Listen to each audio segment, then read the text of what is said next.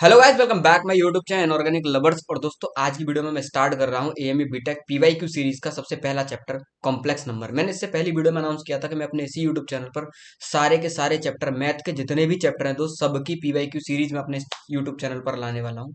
एक एक करके मैं आपको सारे चैप्टर्स पढ़ाऊंगा दोस्त, सबके सॉल्यूशंस बताऊंगा मैं आप लोगों को वन बाय वन। इस सीरीज में मैं आपका स्टार्ट कर रहा हूँ कॉम्प्लेक्स नंबर। अब देखो, जो बच्चे एएमयू बीटेक की प्रिपरेशन कर रहे हैं उन्हें आज की डेट में उन्हें आइडिया नहीं है। तो यार, एएमयू के बीटेक के अंदर मैथ का लेवल काफी अच्छा खासा रहता है। अब ये पीवाईक्यू वीडियो आपकी बहुत ज्यादा हेल्प करने वाली है मैथमेटिक्स के एनालिसिस में। देखो, पीवाईक्यू वीडियो लगाने का फायदा क्या होता है। सबसे पहले आपको कंटेंट का आइडिया होता है। सबसे पहली चीज, आपको कंटेंट का आइडिया होता है कि मुझको कंटेंट पढ़ना किस लेवल में है। दूसरा, आपको मोस्ट इंपोर्टेंट टॉपिक्स पता चल जाते हैं चैप्टरों के, जहां से क्वेश्चन ज्यादा से ज्यादा पूछे गए। तीसरा, आप इस लायक बन जाते हो से कम टाइम में किसी भी सब्जेक्ट में मैक्सिमम स्कोर कैसे किया जाए। ये तीन मेजर बेनिफिट होते हैं दोस्त पीवाईक्यूज वीडियो को लगाने का। अपने इस यूट्यूब चैनल पर मैं आपको सारे मैथमेटिक्स के पीवाईक्यूज कराऊंगा। पर ऐसे बहुत सारे बच्चे हैं जिन्हें मैं पीवाईक्यूज कराऊंगा, वो कहते हैं भैया हमें तो कोई आइडिया ही नहीं है कि एएमयू बीटेक की प्रिपरेशन कैसे करनी है दोस्त, उन्हें कोई आइडिया ही नहीं है। ऐसे बहुत से बच्चे हैं जो मेरे बारे में भी नहीं जानते। तो सबसे पहले मैं अपने आप का इंट्रोडक्शन करा दूं आप लोगों के साथ। मेरा नाम बेटा ललित है और मैं करंटली एएमयू से ही अपनी बीटेक कर रहा हूँ। मैकेनिकल डिपार्टमेंट में हूँ मैं। मैकेनिकल थर्ड ईयर का स्टूडेंट हूँ। अलीगढ़ मुस्लिम यूनिवर्सिटी से ही बीटेक कर रहा हूँ। इसलिए दोस्त, एएमयू बीटेक का मुझे बहुत अच्छा आइडिया है कि कम से कम टाइम में एएमयू बीटेक कैसे निकाला जाता है दोस्त। मैं आपको, अगर आप मुझ पर पेड मेरे कोर्स में ज्वाइन करते हो तो आपको पता होगा कि मैं केमिस्ट्री में इनऑर्गेनिक और ऑर्गेनिक केमिस्ट्री पढ़ाता हूँ। इस चीज का मैं काफी अच्छा एक्सपर्ट हूँ दोस्त। पिछले 2 साल से यूट्यूब चैनल पर मैं लगातार बोल देता हूँ बच्चों को कि अगर 34-35 नंबर की अगर इनऑर्गेनिक आती है केमिस्ट्री में, 35 क्वेश्चंस केमिस्ट्री में इनऑर्गेनिक और ऑर्गेनिक के आते हैं, और अपना इतना अच्छा होल्ड है दोस्त इनऑर्गेनिक ऑर्गेनिक पर कि पिछले 2 साल से मैं लगातार बोल रहा हूँ कि बेटा 30 क्वेश्चन अपनी ही कॉपी से आएंगे, और 30 के 30 क्वेश्चन दोनों बार अपनी ही कॉपी से आए। इनऑर्गेनिक ऑर्गेनिक का काफी अच्छा नॉलेज है मेरे पास में कि बच्चे को पढ़ाना कैसे चाहिए कि कम से कम टाइम में वो ज्यादा से ज्यादा स्कोर कर सके। देखो, जिस एएमयू बीटेक की बेटा 55 पे कट ऑफ निकल जाती है दोस्त, उस 55 में से 30 मार्क्स तो इनऑर्गेनिक ऑर्गेनिक का मेरे पेड कोर्स में आ जाना। मैं आपको बता दूंगा बेटा कैसे स्कोर करना है। सारा कंटेंट मैं प्रोवाइड कराऊंगा कि आपको पढ़ना कैसे है। और बहुत सारे बच्चों को आइडिया नहीं है, क्योंकि मेरी ज्यादातर वीडियो ना यूट्यूब पर केमिस्ट्री की ही है, जो मैंने अच्छा खासा कंटेंट केमिस्ट्री का अपलोड किया है, तो बच्चों को पता नहीं है। मुझे काफी अच्छी नॉलेज दोस्त मैथमेटिक्स की भी है, ठीक है। ऊपर वाले का आशीर्वाद है कि मुझे अच्छे खासे अमाउंट में चीजें पता है, कि जो चीजें आपको चाहिए ना उन चीजों का मुझे अच्छा खासा आइडिया है। और किस लेवल का आइडिया है ये मेरी पीवाईक्यू सीरीज में आपको पता चल जाएगा कि हमारे सर को मैथ का कितना आइडिया है एएमयू बीटेक का, ठीक। दोस्त, पिछले 5 साल का मेरे पास में टीचिंग एक्सपीरियंस है। पिछले 5 साल से लगातार पढ़ा रहा हूँ मैं। 1000 प्लस स्टूडेंट को, 1000 प्लस स्टूडेंट को ऑनलाइन में और मैं मेंटर कर चुका हूँ पिछले 2 साल के अंदर। और लास्ट ईयर का जो मेरा सिलेक्शन रेशियो था, 40 प्लस स्टूडेंट अपने एमयू बीटेक में सेलेक्टेड थे। तो काफी अच्छा अब तक का अपना रिजल्ट रहा है दोस्त। अब मैं आपको बता दूं, बहुत सारे ऐसे बच्चे हैं जो डिमांड कर रहे हैं मुझसे कि भैया हमें पीवाईक्यूज की सारी पीडीएफ करा दो। तो इसी वीडियो के डिस्क्रिप्शन बॉक्स में बेटा एएमयू बीटेक के चैप्टर वाइज सारी की सारे चैप्टर्स की पीडीएफ है मेरे पास में, सारी की सारी अरेंज कर दी है, प्रॉपर टीम से अरेंज करा दी है। और इसकी कॉस्ट बेटा केवल 499 रुपये है। अगर आपको परचेज करनी है, आपकी प्रिपरेशन अच्छी पहले से है, तो आप इसे परचेज कर सकते हैं चैप्टर वाइज पीवाईक्यूज को। डिस्क्रिप्शन के अंदर लिंक है, जाके इनऑर्गेनिक लवर्स ऐप में आप जो परचेज कर लेना, आपको सारे चैप्टर्स की पीडीएफ मिल जाएंगी वहां पे। बहुत से ऐसे बच्चे हैं जो कहते हैं भैया हमको तो आपसे कंटेंट भी पढ़ना है। अब दोस्त, अगर आप मुझसे कंटेंट पढ़ने चाहते हो, अगर बैच में आना चाहते हो, तो मैंने एक नया बैच लॉन्च किया है अभी अभी। एएमयू बीटेक की कंप्लीट प्रिपरेशन कराऊंगा आपको मैं इस बैच के अंदर। क्या क्या फायदे मिलने वाले हैं आपको, कंप्लीट कोर्स है दोस्त एएमयू बीटेक के लिए। अगर आपको कुछ भी आइडिया नहीं है तो ब्लाइंडली इस कोर्स में ज्वाइन करो दोस्त। आपको लाइव लेक्चर्स मिलेंगे, पूरा कंटेंट मिलेगा, डीपीपी अरेंज मिलेंगी, टेस्ट सीरीज पूरी मिलेगी, और 22 ईयर के पीवाईक्यू सारे के सारे विद सॉल्यूशंस आप लोगों को मिलने वाले हैं। फिजिक्स केमिस्ट्री मैथ के टोटल ऐप में अपलोडेड है। सिक्वेंसली आपको मिल जाएंगे, आपको भटकना नहीं पड़ेगा दोस्त। अगर आपका मकसद है कि केवल मैं सर पीवाईक्यूज परचेज करना चाहता हूँ, पीडीएफ परचेज करना चाहता हूँ, तो आप पीडीएफ भी परचेज कर सकते हो। 499 में आप कंप्लीट पीडीएफ परचेज कर लोगे। अगर आप दोस्त हमारे पेड कोर्स में आना चाहते हो दोस्त, बहुत ही नॉमिनल फी लेके आए हैं हम लोग आपको लिए। नए बैच की जो कॉस्ट है दोस्त, वो 4999 रुपीज है। Complete preparation, complete physics, complete chemistry, complete mathematics पढ़ाएंगे यहाँ पे आपको टीचर। और कंप्लीट की कॉस्ट है, टोटल सब कुछ मिलेगा इसके अंदर जो एमए बीटेक निकालने के लिए जरूरी है, 4999 रुपये में। कोई दिक्कत नहीं, अगर आपकी प्रिपरेशन बहुत अच्छी चल रही है दोस्त, आपको केवल पीवाईक्यूज देखने हैं, तो चलो वीडियो स्टार्ट करते हैं। आज की वीडियो में मैं स्टार्ट कर रहा हूँ दोस्त कॉम्प्लेक्स नंबर। तो हम कॉम्प्लेक्स नंबर के ही क्वेश्चंस करेंगे, 2001 से 2022 तक के सारे क्वेश्चंस हम लोगों को क्या करने हैं दोस्त, अटेम्प्ट करने हैं। चलो, एक एक करके क्वेश्चन कराऊंगा, सारे डिटेल्ड सॉल्यूशन होंगे, आप लोग समझना कि क्वेश्चंस करते कैसे हैं। सबसे पहला सवाल एएमयू बीटेक में आया, the area of triangle form by the complex Z I Z और जेड प्लस आई जेड। ये तीन नंबर्स हैं जो क्या कर रहे हैं बेटा, ट्रायंगल फॉर्म कर रहे हैं। जब भी कॉम्प्लेक्स नंबर को दोस्त रिप्रेजेंट किया जाता है, उस प्लेन का नाम होता है आर्गन प्लेन। उसने लिखा भी है आर्गन डायग्राम में। अगर ये तीन नंबर मेरे अगर क्या बना रहे हैं दोस्त, ट्रायंगल बना रहे हैं, तो उन्होंने कहा उस ट्रायंगल का एरिया बताइए। चलिए अब देखना गौर से, मैंने इसमें एट रैंडम एक नंबर माना कि मेरा जेड यहाँ पर है कहीं, ऐसे ही अजूम किया कि जेड मेरा यहाँ पे है। अगर मैं इसको ओरिजिन से मिलाऊं दे दोस्त, तो ये जेड बन गया। अगर वेक्टर फॉर्म में रिप्रेजेंट करूं तो ये बन गया मेरा ओ जेड। ये क्या बन गया मेरा ओ जेड। अब गौर से देखना, इस जेड में आई से मल्टीप्लाई हो रहा है, इस जेड के अंदर क्या हो रहा है दोस्त, आई से मल्टीप्लाई हो रहा है। आई से जब भी मल्टीप्लाई होता है, वेक्टर पहले वाले वेक्टर के 90 डिग्री पे चला जाता है। कितने पे गया, 90 डिग्री पे गया। कौन सा है दोस्त, कौन सा पॉइंट है, आई जेड। आप लोग गौर से देखो, अगर ये भी एक वेक्टर है, तो अगर मैं यहाँ से एक वेक्टर निकालूं, एक वेक्टर जस्ट मैं बता रहा हूँ ऐसे ही, एक वेक्टर निकालूं, तो देखना क्या ये जेड प्लस आई जेड को ही तो रिप्रेजेंट कर रहा है।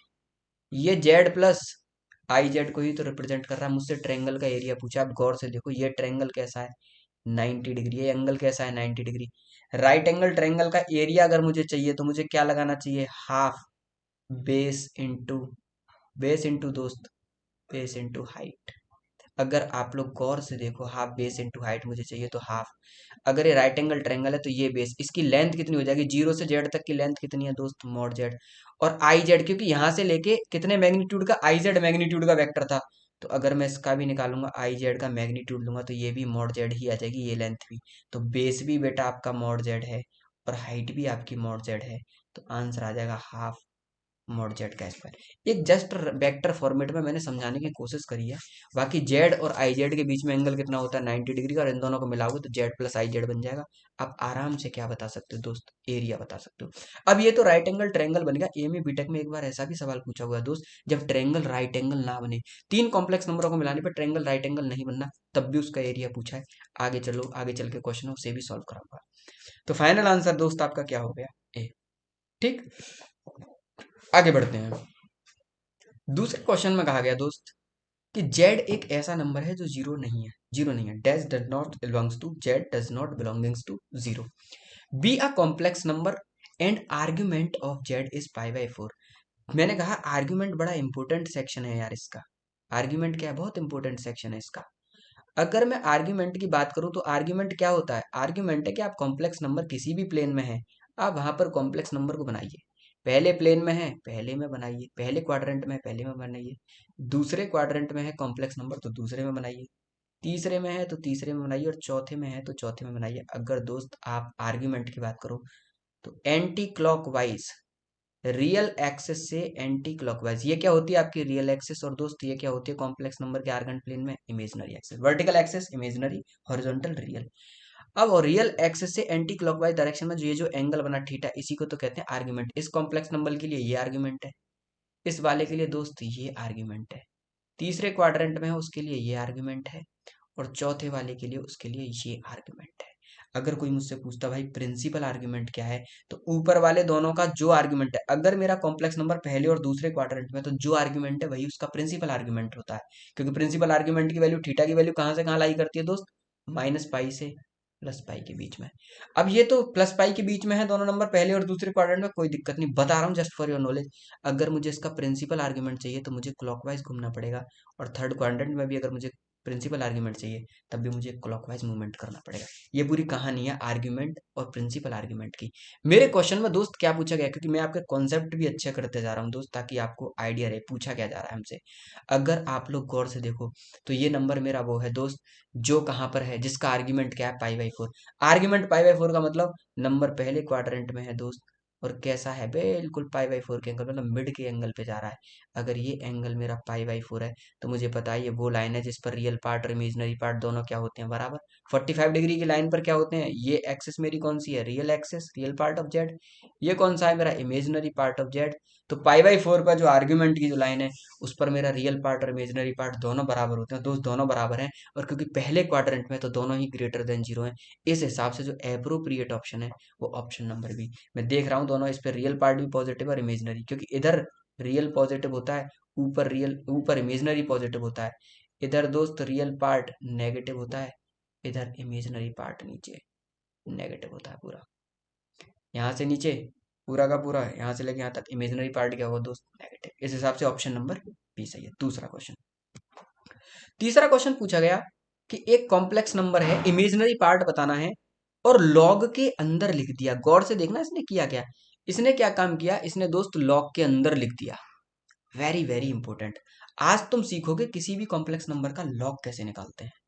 इसने लॉग के अंदर लिखा 1 + e⁻i²। 1 + e⁻i²। अब बहुत से ऐसे बच्चे हैं जिन्हें कॉम्प्लेक्स नंबर का लॉग निकालना नहीं आता। इस क्वेश्चन को छोड़ो, पहले ये सोचो कि लॉग निकालते कैसे हैं। मैंने कहा कोई भी कॉम्प्लेक्स नंबर है उसे 3 फॉर्मेट में हम लोग रिप्रेजेंट कर सकते हैं। z = a+ib, इसे क्या कहते हैं, Cartesian form. z = r cos theta plus का i sin थीटा, इसको क्या कहते हैं, पोलर फॉर्म। और z = r e⁻i², इसे कहते हैं यूलर फॉर्म। ये कौन सी फॉर्म है दोस्त, कार्टेशियन फॉर्म। ये कौन सी फॉर्म है दोस्त, पोलर फॉर्म। ये कौन सी फॉर्म है दोस्त, यूलर फॉर्म। ठीक है। अब गौर से देखें, यहाँ पे आर क्या होता है, आर होता है आपका मैग्नीट्यूड ऑफ जेड। यहाँ पर भी आर किसको रिप्रेजेंट करता है, आपका मैग्नीट्यूड ऑफ जेड। अब मुझे किसी नंबर का कॉम्प्लेक्स नंबर का क्या निकालना है, लॉग। तो कहते हैं आप उस नंबर को यूलर फॉर्म में कन्वर्ट कर लो। जेड बराबर आर e⁻i², या आर को ही मैंने कहा था क्या बोलते हैं हम लोग, मॉड जेड। तो आप लिख सकते हो मॉड जेड e⁻i²। अब इस जेड कॉम्प्लेक्स नंबर को रिप्रेजेंट करने का पोलर फॉर्म में तरीका ये, इस तरीके से मैंने क्या कर दिया, इसको रिप्रेजेंट कर दिया। अब आप लोग गौर से देखना, रिप्रेजेंट कर दिया। अब क्या किया, मैंने कहा दोनों तरफ लॉग लो। मुझे इस कॉम्प्लेक्स नंबर के लॉग में इंटरेस्ट है, लॉग लिया। तो मैंने इधर भी लॉग लगाया, लॉग। इधर ब्रैकेट में क्या है, मॉड जेड e⁻i²। अब गौर से देखना आप, किसी भी कॉम्प्लेक्स नंबर जेड का लॉग जेड, अगर जेड का अगर मैं लॉग ले रहा हूं तो वो क्या निकल के आया, लॉग ए इंटू बी। में प्रॉपर्टीज लगा सकता हूँ, log A plus log B, log e⁻i²। अब ये लॉग की प्रॉपर्टीज के अकॉर्डिंग दोस्त i² कहाँ आ जाएगा, बाहर। क्योंकि मैं मान के चलता हूँ ये नेचुरल लॉग है, तो i² आया बाहर, अदर बचा लॉग ई। इसकी वैल्यू क्या होगी, 1। इसकी वैल्यू क्या होगी दोस्त, 1। तो यहां से मुझे क्या मिला, लॉग जेड। आज मुझे पता चला किसी भी कॉम्प्लेक्स नंबर का लॉग लेने पर, इस जेड का लॉग लेने पर, ये बराबर होता है log of magnitude of that complex number plus I into argument of that complex number. ये समझ में आया इतनी कैलकुलेशन करने के बाद में। यहां से ये मैंने बिल्कुल कोर कॉन्सेप्ट समझाया कि किसी भी नंबर का, अगर कॉम्प्लेक्स नंबर का अगर आपको लॉग लेना है तो वो ऐसे, इसने लॉग ही तो लिया है अंदर किसी नंबर का। और हमसे क्या पूछा है दोस्त, हमसे पूछा है कि इसका इमेजिनरी पार्ट बताओ। तो मुझे पूरा क्या करना पड़ेगा दोस्त, सॉल्व करना पड़ेगा। पूरा मुझे क्या करना पड़ेगा, आप लोग बताओ, सॉल्व करना पड़ेगा। तभी तो मैं कुछ बोल पाऊंगा कि भाई कैसा है मेरा लॉग। तो चलो दोस्त, अब हम इसका क्या करते हैं, सॉल्यूशन स्टार्ट करते हैं अपने क्वेश्चन का। कॉन्सेप्ट तो ये था, अब सॉल्यूशन करते हैं। चलो सॉल्यूशन करने चले हम। हमने कहा दोस्त कॉम्प्लेक्स नंबर क्या है, सबसे पहले इसको पकड़ो कि कॉम्प्लेक्स नंबर हमारे पास क्या है।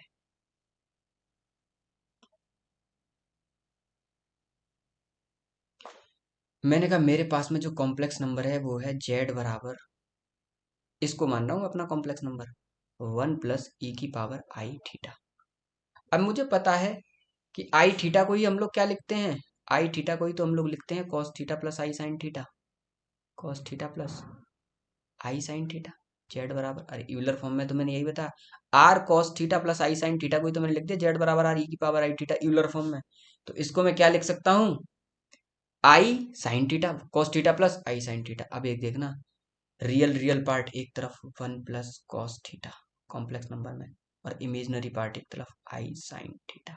अब मुझे इस नंबर का लॉग ही तो निकालना है, जो भी कॉम्प्लेक्स नंबर इसको मैंने जेड माना है, इसका क्या निकालना है, लॉग ही तो निकालना है। तो लॉग ऑफ जेड बराबर, अब ये भी हमको पता है लॉग का उसका magnitude of that complex number. Magnitude क्या आएगा किसी भी कॉम्प्लेक्स नंबर का, रूट के अंदर उसके रियल पार्ट का स्क्वायर, 1 + cos थीटा का स्क्वायर प्लस उसके इमेजनरी पार्ट का स्क्वायर, मतलब दोस्त साइन थीटा का होल स्क्वायर। आप लोग गौर से देखना, ये हो गया उस कॉम्प्लेक्स नंबर का क्या, magnitude. I into argument, argument complex number का क्या है, क्योंकि मैं मान के चलता हूँ ये कॉम्प्लेक्स नंबर मेरा पहले क्वाड्रेंट में, क्यों, क्योंकि cos e⁻i² में ये जो थीटा होता है ये मेरा प्रिंसिपल आर्ग्यूमेंट होता है। कैसा आर्ग्यूमेंट होता है, प्रिंसिपल आर्ग्यूमेंट। मान के चलता हूँ पहले क्वाड्रेंट में, तो लिखना टेन इनवर्स। टेन इनवर्स क्या होता है? Imaginary part by real part. Imaginary part क्या है आपका? Sine theta. रियल पार्ट क्या है? One plus cos theta. अब बहुत प्यारा वेरिएबल है, मैं ट्रिग्नोमेट्री में बच्चे को बता देता हूँ। Sine theta upon one plus cos theta को आप डायरेक्ट लिख दिया करो tan theta by two. Tan theta by two, गौर से देखना। अब लॉग ऑफ जेड बराबर क्या है? बराबर क्या है? बराबर बराबर ये जो भी लॉग के अंदर है इसको रूट में इसे सॉल्व कर लो, one plus cos square theta. वैसे इसे सॉल्व करने की जरूरत नहीं है क्योंकि उसने मुझसे पूछा है इस कॉम्प्लेक्स नंबर का इमेजिनरी पार्ट क्या है। तो इमेजिनरी पार्ट तो यार आई के कांटेक्ट में ये जो भी कुछ है उससे मेरा मतलब है, इसका तो सॉल्यूशन करने का मुझे कोई मतलब भी नहीं बनता कि जो कुछ भी आ रहा है इसको मान लो मैं यहाँ पे पी है, क्योंकि तो रियल पार्ट है, इससे तो मुझे लेना देना नहीं है। मुझसे क्वेश्चन में क्या पूछा गया दोस्त? मुझसे क्वेश्चन में पूछा गया दोस्त इमेजिनरी पार्ट, तो मैं तो इमेजिनरी पार्ट के बारे में ही सोचूंगा ना। पर फिर भी सॉल्व किए देता हूँ। ये one plus A square plus B square plus का टू ए बी, कहने का मतलब दोस्त टू कॉस थीटा प्लस का sine square theta plus I into, इसको क्या लिख सकता हूँ? Tan theta by two. अगर किसी को पता नहीं कैसे आया तो साइन थीटा को खोलो two sine theta by two cos theta by two, और कॉस थीटा को खोलो two cos square theta by two minus one, तो minus one plus one cut गया, टू से ऊपर का टू कट गया, एक कॉस से नीचे कॉस कट गया, तो टेन थीटा बाई टू बचा। तो ये तो दोस्त जो आपका लिखा हुआ है tan inverse tan theta by two, tan inverse से टेन कट गया। आप लोग गौर से देखो, ये जो भी कुछ है सॉल्व होने के बाद दोस्त पता है क्या आ जाएगा? कैसे सॉल्व करते हैं? Cos square plus sine square की वैल्यू दोस्त क्या हो गई? वन। वन और वन मिला के क्या हो गया? टू। टू बाहर कॉमन ले लिया तो अंदर क्या बचा? वन प्लस कॉस थीटा, और कॉस थीटा को लिखूंगा two cos square theta by two into theta by two minus one plus one cut गए, two cos square theta by two का टू में मल्टीप्लाई करो, four cos square theta by two, तो जो बाहर निकला रूट से वो आया two cos theta by two. इतनी कैलकुलेशन तो दिमाग में जो बच्चा प्रिपरेशन कर रहा है इसकी तो जरूरत भी नहीं। तो मैं आई इंटू क्या बचा कट पिटने के बाद बेटा? Theta by to. ये जो भी था यही तो था मेरा लॉग ऑफ जेड। मुझसे पूछा ये लॉग ऑफ जेड का जो भी जेड है इसका इमेजिनरी पार्ट बताओ। गौर से देखो इमेजिनरी पार्ट क्या आ रहा है दोस्त? Theta by to. आपका ऑप्शन नंबर सी। आपको एक एक कॉन्सेप्ट दोस्त डिटेल में आना चाहिए, तब जाके क्वेश्चंस हिलते हैं, तब जाके क्वेश्चंस हिलते हैं दोस्त। बहुत छोटी वैरायटी का क्वेश्चन दोस्त, लेक्चर में पहले ही लेक्चर में करा देता हूँ मैं इस क्वेश्चन को, इस वैरायटी को। सी minus I upon C plus I बराबर ए प्लस आई बी। मैंने कहा था इनमें हमेशा इसका क्या करता है? स्क्वायर करके पूछता है। मुझसे पूछा ए स्क्वायर प्लस बी स्क्वायर, मैं मान लेता हूँ इक्वेशन नंबर वन। इसी इक्वेशन का दोस्त क्या करो? कंजुगेट। कंजुगेट कंजुगेट करोगे तो आई की जगह पे माइनस आई से रिप्लेस करो तो ऊपर क्या होगा? माइनस आई। नीचे आई को माइनस आई करोगे तो नीचे वाला क्या हो जाएगा? प्लस आई बराबर A minus I B. Equation one और टू का क्या करो दोस्त? Multiply. Equation one and two का हम लोग क्या करेंगे? मल्टीप्लाई। अगर दोस्त मल्टीप्लाई करोगे तो आपको मिलेगा ऊपर सी प्लस आई सी माइनस आई, ये जो भी है इसमें इसका ही तो मल्टीप्लाई करना है। किसका मल्टीप्लाई करना है? C minus I divided by C plus I. देख लो दोनों सेम सेम ही है, बराबर A plus I B multiplied by A minus I B. मैंने गौर से देखा, सी प्लस आई से सी प्लस आई, सी माइनस आई से सी माइनस आई, इधर बचा वन। ए प्लस बी ए माइनस बी का मतलब क्या? ए स्क्वायर माइनस का I square B square. I square की वैल्यू कॉम्प्लेक्स नंबर में क्या होती है दोस्त? माइनस वन, तो माइनस माइनस प्लस, तो वन बराबर क्या आ गया? ए स्क्वायर प्लस बी स्क्वायर। तो इसी की वैल्यू पूछी थी आपसे, ए स्क्वायर प्लस बी स्क्वायर की वैल्यू कितनी होगी? वो कितनी होगी? अगर आपका कंटेंट अच्छा नहीं है तो मैंने अपने पेड बैच में बेटा 7 लेक्चर में कॉम्प्लेक्स नंबर पढ़ा है, डिटेल पढ़ा है। एएमए बीटेक के अंदर तीन तीन चार चार सवाल आते हैं इससे। अगर आप वो 7 लेक्चर केयरफुली देख लो तो मेरा मानना है कि अगर तीन सवाल आते हैं दोस्त तो दो तो कंफर्म है कि आपके लग जाएंगे। अगर ज्यादा ही डिफिकल्ट तीसरा पूछ लिया तो रहेगा, वरना तीनों के तीनों ही लग जाएंगे। ठीक है। अगर लेक्चर से रिलेटेड भी कोई डाउट हो तो आप मुझसे कांटेक्ट कर सकते हो दोस्त। मेरा मकसद सिर्फ इतना है, आपका सिलेक्शन निकलना चाहिए दोस्त, बस। दूसरा कोई कंसर्न नहीं है, आपका सिलेक्शन निकलना चाहिए।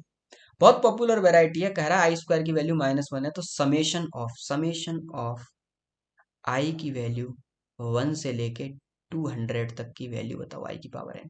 इसका मतलब आई की value one two three four रखते चले जाओ और प्लस का साइन लगाते जाओ। पहले में आई की वैल्यू वन रखी, दूसरे में टू रखी, तीसरे में थ्री रखी, चौथे में फोर रखी, dot dot dot dot dot. कहाँ तक जाना है? आई की पावर 200 तक जाना है। गौर से देखना, आई की पावर 200 तक। बहुत बेहतरीन सी चीज हम लोग पहले ही ऑलरेडी पढ़ते हैं दोस्त, आई, आई स्क्वायर, आई क्यूब, आई की पावर फोर। देखो आई तो दोस्त आई ही रहेगा, आई स्क्वायर की वैल्यू माइनस होती है, आई क्यूब को मैं लिख सकता हूँ आई स्क्वायर इंटू आई, और आई स्क्वायर की वैल्यू -1 तो इसको लिख सकता हूँ माइनस आई, और आई की पावर 4 की वैल्यू होती है 1। अगर तुम इन चारों को ऐड करो तो minus I plus I cut गया, -1 प्लस 1 कट गया, मतलब अगर मैं इनको ऐड कर दूं दोस्त तो मुझे आंसर मिलता है 0। मतलब चार चार के जितने भी सेट बनते चले जाते हैं सबकी 0 ही आती है, क्योंकि अगला जो i5 है वो लिखने को i5 है, पर मुझे एक्चुअल में पता है इसको मैं लिख सकता हूँ i4 इंटू आई, i4 की वैल्यू 1 होती है तो फिर ये i से स्टार्ट होगा। मतलब चार चार के जितने भी सेट बनेंगे दोस्त वो सब 0 होंगे। मैंने कहा 200 में 4 का डिवाइड मारो, देखो कितने सेट बने। मैंने जैसे ही 4 से डिवाइड मारा ये तो 50 बार चला गया दोस्त, 4 पंजे 20। मैंने कहा ये तो कंप्लीट 50 सेट बन गए चार चार के। अरे हर चार का तो कोई भी सेट हो सब 0 है, इसका मतलब टोटल कट पिट के क्या देंगे बेटा, 0। सब चार चार के सेट क्या होते चले जाएंगे, 0 होते चलेंगे। Final answer 0। एक एक लाइन के भी सवाल आते हैं। बहुत बेहतरीन क्वेश्चन, ऊपर लिखना वेरी वेरी इंपॉर्टेंट, बहुत अच्छी वैरायटी है यार ये। इसने कहा कि एक्स के बराबर cos theta divided by, sorry angle में पाई अपॉन 2 की पावर के प्लस का आई साइन पाई अपॉन 2 की पावर के, और यहाँ पे लिखा एक्स के और के को वेरी कराया 1 3 5 7 dot dot dot up to 2n-1। 1 3 5 7 dot dot up to 2n-1, जो बच्चे ए बी पढ़े हैं वो जानते हैं 1 3 5 7 डॉट डॉट डॉट। अगर इस सीरीज का मुझे एन टर्म लिखना है, एन टर्म लिखना है तो वो एन टर्म 2n-1 आता है। इसका मतलब ये टोटल एन टर्म्स का क्या है दोस्त, मल्टीप्लाई है। इसका मतलब ये क्या है, टोटल एन टर्म्स का मल्टीप्लाई। अगर नहीं पता आपको ये टोटल एन टर्म है तो आप निकाल भी सकते हो। 1 3 5 7 से मुझे पता है एपीएस का फर्स्ट टर्म ए है, कॉमन डिफरेंस 2 है, तो क्या मैं इसका एन टर्म बता सकता हूँ, बिल्कुल बता सकता हूँ। जबकि मुझे लास्ट टर्म दे रखा है 2n-1, तो मैं लिखूंगा 2n-1 इजिकस टू ए प्लस, मुझे नहीं पता इसके नंबर ऑफ टर्म कितने, मैंने माना कैपिटल एन -1 इंटू डी की जगह पे क्या रखूंगा 2। इस वन को उधर ले गया तो दोस्त ये क्या हो गया 2n-2 बराबर capital N -1 into two. Two common ले लो, टू कॉमन लिया तो n-1 बराबर capital N -1 into two, two से टू कट गया, वन से वन भी कट गया, कैपिटल एन बराबर क्या आ गया स्मॉल एन। तो मैंने क्या कहा नंबर ऑफ टर्म कितने, small N number of terms हैं इसके अंदर, ठीक है। ऐसे भी आप लोग बता सकते हो, डायरेक्ट नॉलेज भी होती है, इतना तो हमें आइडिया होता है जब प्रिपरेशन करते हैं तो इसके अंदर एन टर्म है। अब इसने क्या कहा, सारे का मल्टीप्लाई करना है आपको, सबका मल्टीप्लाई करना है, तो सबका लाइन लगा के। अब पता है एक चीज बहुत बेहतरीन है, अगर किसी बच्चे को पता ना हो, अगर z1 कोई कॉम्प्लेक्स नंबर है जिसको मैं लिख रहा हूँ cos थीटा 1 प्लस का आई साइन थीटा 1, ये बहुत छोटा सा एनालिसिस है जिसे मैं स्टार्टिंग में ही कराता हूँ बच्चे को। और z2 एक ऐसा कॉम्प्लेक्स नंबर है cos थीटा 2 प्लस का आई साइन थीटा 2।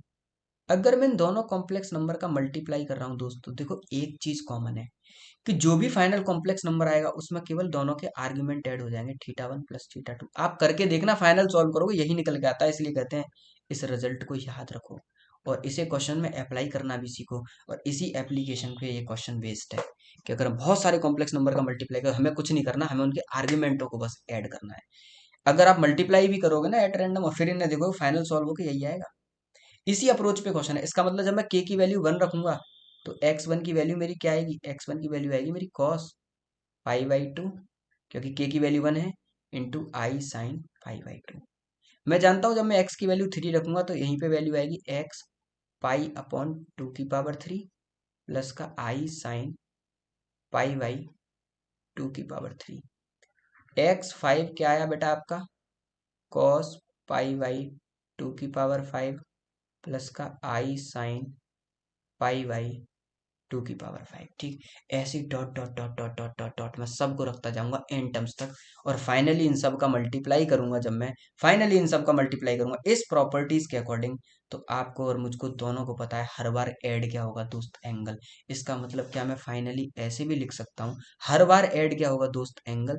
तो क्या मैं फाइनली ऐसे नहीं लिख सकता कि कॉस, सबके एंगल ही तो ऐड करने हैं मुझे, π/2 प्लस का π/2 प्लस का π/2 plus dot dot dot N terms तक ये जा रहा है, प्लस का आई इंटू साइन, साइन के अंदर भी मुझे दोस्त क्या लिखना है, ऐसा ही तो लिखना है, π/2 π/2 प्लस का π/2 plus dot dot dot dot dot N terms. बताओ मुझे, यही तो मुझे फाइनली करना है दोस्त, बताओ है कि नहीं।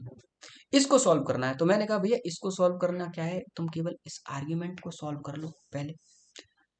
अब आर्ग्यूमेंट को जब मैंने सॉल्व किया, मैंने कहा केवल आर्ग्यूमेंट वाला पार्ट देख लो। जब मैंने आर्ग्यूमेंट वाला पार्ट देखा ना दोस्तों, मैंने कहा पहले से निकाल के सेपरेटली सॉल्व कर लेता हूँ। तो मैंने इसमें देखा कि इसमें पाई बाई टू सब में कॉमन है यार, तो मैंने पाई बाई टू कॉमन निकाला। 1 + 2 की पावर 2, 1 + 2 की पावर 4 प्लस का 1 + 2 की power 6 plus dot dot dot N terms.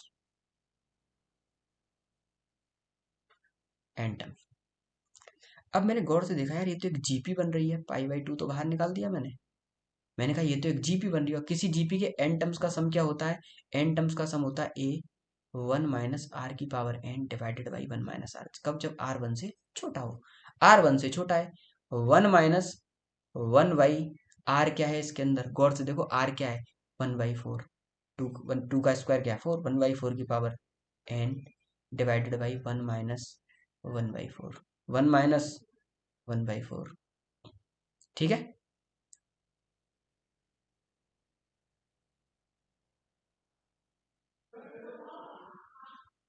1 - 1/4।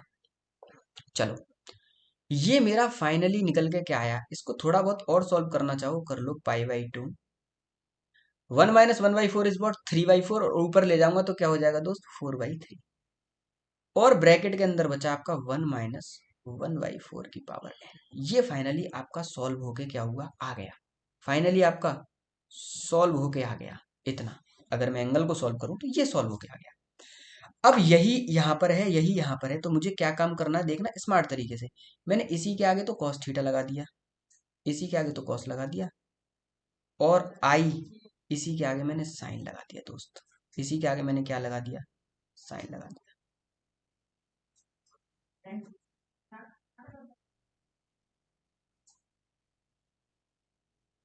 ये लगा दिया। इस पूरे को इसने एक नाम दिया कि इन सबका मल्टीप्लाई करने के बाद जो आ रहा है, ये जो चीज है, ये चीज है क्यू एन। और फाइनल आंसर में मुझसे कहा कि limit N tending to infinity Q N. जब भी बच्चा मुझसे लिमिट पढ़ता है, मैं एक ही बात कहता हूँ, बेटा जब भी लिमिट का सवाल हो, अभी सवाल लिमिट का नहीं है, केवल छोटी सी अप्रोच है। आप लिमिट को उठाओ, सीधा फंक्शन में डालो। जब भी लिमिट का सवाल हो, आप लिमिट को उठाओ, सीधा डालो। क्यू एन की वैल्यू यही है ना, और क्यू एन पे ही तो लिमिट है। क्यू एन पे लिमिट है, तो लिमिट को उठाओ इन्फिनिटी को, और सीधा सीधा किस में डालो? जहां जहां पर है ना क्वेश्चन में डालो।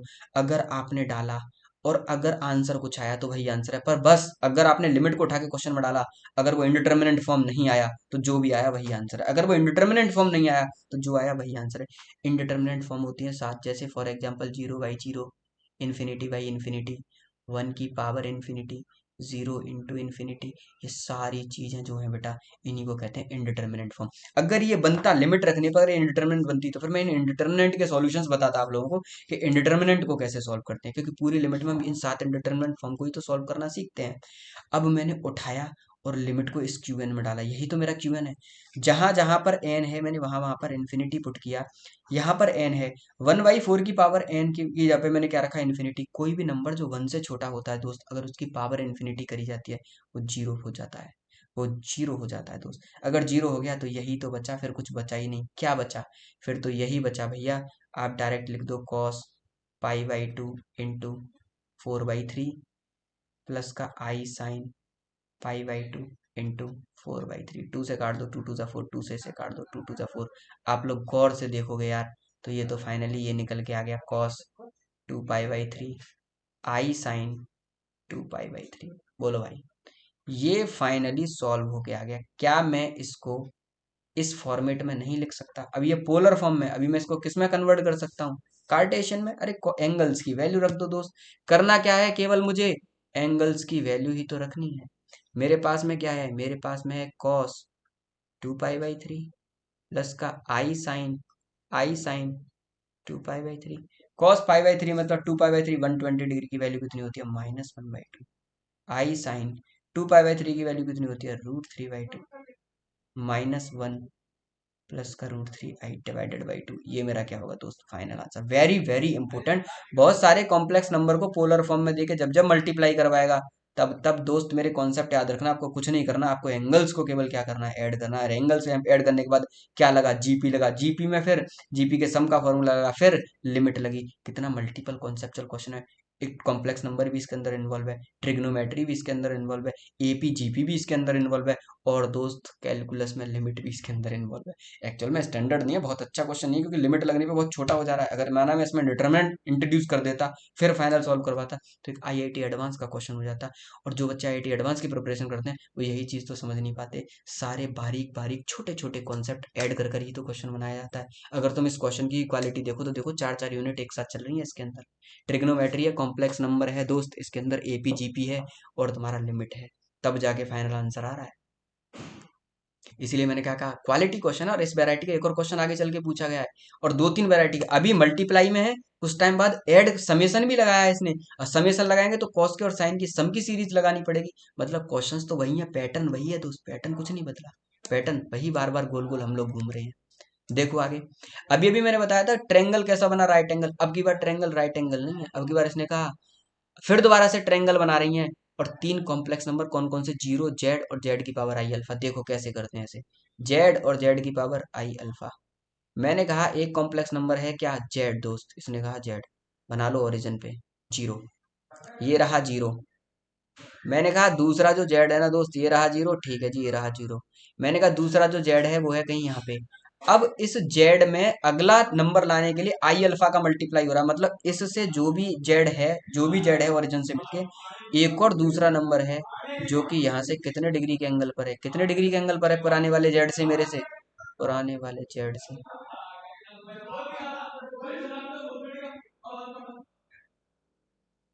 अल्फा डिग्री के एंगल पर है, ये जेड है। तो ये हो गया मेरा जेड ई की power I alpha. I alpha का मतलब ये जितने भी आर्ग्यूमेंट पे था, इससे कितना और ऐड हो गया, अल्फा और ऐड हो गया। अब आप गौर से देखो, मुझे तो इन तीनों को मिला के चाहिए था ना, मुझे तो इन तीनों मैंने ऐसे ही ले लिया, ऐसे हॉरिजॉन्टल पे, ताकि मैं तुम्हें बता सकूं करना क्या है। करना तो मुझे, लेना तो अल्फा इसी से था। अब मुझे क्या चाहिए, एरिया। एरिया क्या होता है, हाफ बेस इंटू हाइट। मैंने कहा यार इस बार मुझे हाइट नहीं पता, इस बार मुझे हाइट नहीं पता। तो मैंने कहा अगर ये लेंथ मैं बता दूं, देखना जेड ई की पावर आई अल्फा है, अगर मैं इसका मैग्नीट्यूड लूंगा तो ये भी मॉड जेड हो जाएगा। ई की पावर आई अल्फा का मैग्नीट्यूड दोस्त क्या होता है, वन, क्योंकि ई की पावर आई अल्फा को हम क्या लिख सकते हैं, कॉस अल्फा प्लस का आई साइन अल्फा, और उसका मैग्नीट्यूड लोगे रूट के अंदर कॉस स्क्वायर अल्फा प्लस का साइन स्क्वायर अल्फा क्या दे देगा अपन। तो इसका अगर मैग्नीट्यूड लूँ तो मॉड जेड, और मॉड जेड का अगर मैं वर्टिकल कंपोनेंट निकाल दूं, यही तो मेरे ट्रेंगल की हाइट है, तो मॉड जेड का वर्टिकल कंपोनेंट क्या हो गया, mod Z sine alpha. Horizontal में लेंथ कितनी है, ये है जीरो, ये रहा जेड, तो कितना है मॉड जेड। अगर आपको पता चल गया हो हाफ बेस कितना है मॉड जेड, हाइट कितनी है मॉड जेड साइन अल्फा, तो दोस्त एरिया कितना हो गया, half mod Z square sine alpha. Very very important. मैं चाहता इस क्वेश्चन को ऐसे भी ले लेता कि ओरिजिन पे तो लेता मैं तुम्हारा जीरो, और जेड को ले लेता ऐसे कहीं यहाँ पे, और मैं कहता इसे मिलाओ, मैं कहता मिला दिया। फिर पता है मैं इसी से अल्फा डिग्री के एंगल पे, अल्फा डिग्री के एंगल पे जेड आई अल्फा बनाता, जेड आई अल्फा बनाता यहाँ पे। फिर उस जेड आई अल्फा को, ई की पावर आई अल्फा को किससे कनेक्ट करता, इससे कनेक्ट करता। मैं तब भी यही कॉन्सेप्ट लगाता, तब भी मैं वर्टिकल कंपोनेंट लगाता, क्योंकि मुझे पता है ये मॉड जेड और ये लेंथ, ये एंगल अल्फा है। तब भी मैं इसका वर्टिकल कंपोनेंट क्या लिखता, मॉड जेड साइन अल्फा, और मुझे पता है बेस भी कितना है इसका मॉड जेड, तब भी यही आता। हॉरिजॉन्टल लेने पे मैं केवल आपको दिखाना चाह रहा हूँ, फील कराना चाह रहा हूँ कि ट्रायंगल बन कैसे रहा है। आप कैसे भी लो, आंसर निकल के आना चाहिए बस दोस्त, क्वेश्चन सही होना चाहिए बस। मुद्दा सिर्फ इतना सा है कि क्वेश्चन गलत नहीं होना चाहिए, ठीक है।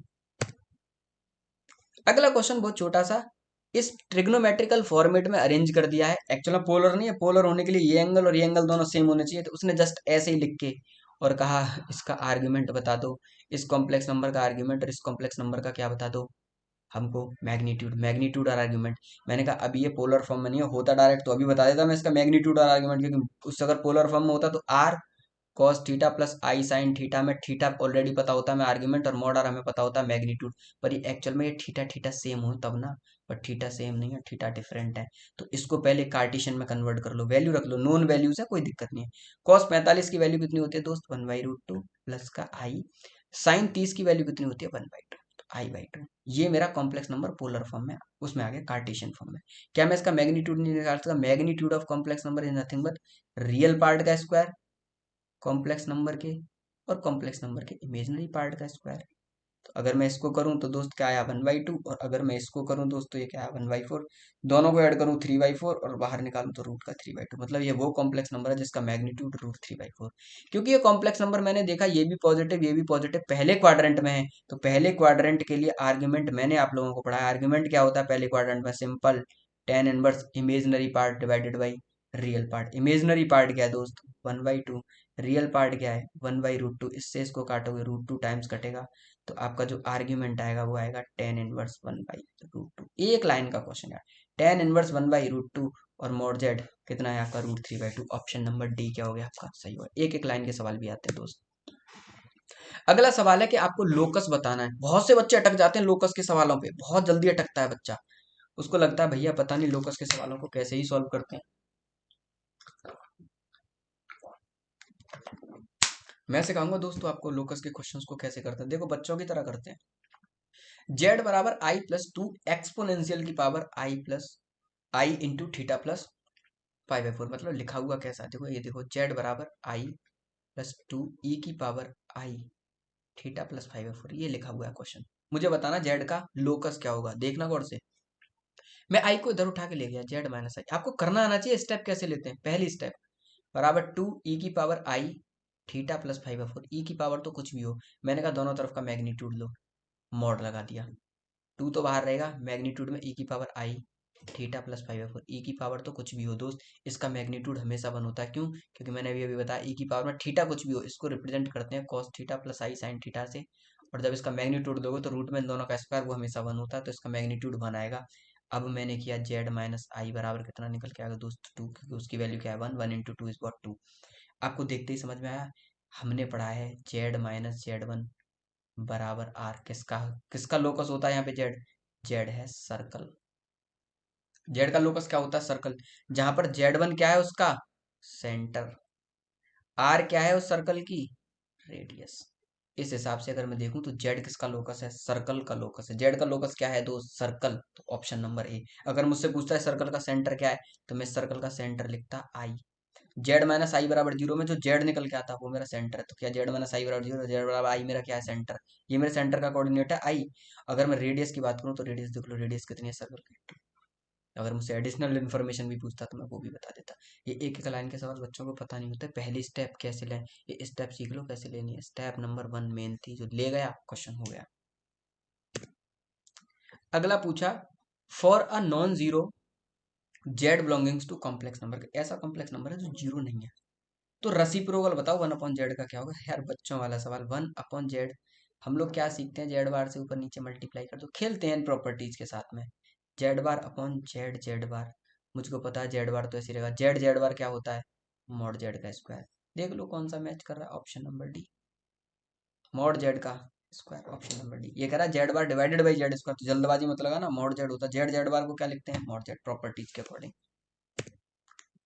अगला सवाल भी बहुत प्यारा, लोकस से रिलेटेड ही क्वेश्चन है। इसने कहा जेड आई के बराबर नहीं है। क्यों? क्योंकि डब्ल्यू एक कॉम्प्लेक्स नंबर डिफाइन किया गया जो दो कॉम्प्लेक्स नंबर से डिवीजन से बना है, z+i डिवाइडेड बाई z-i। क्योंकि नीचे z-i है तो z-i बराबर 0 नहीं होना चाहिए, तो z बराबर i नहीं होना चाहिए। पहले मेंशन कर दिया z बराबर i नहीं है।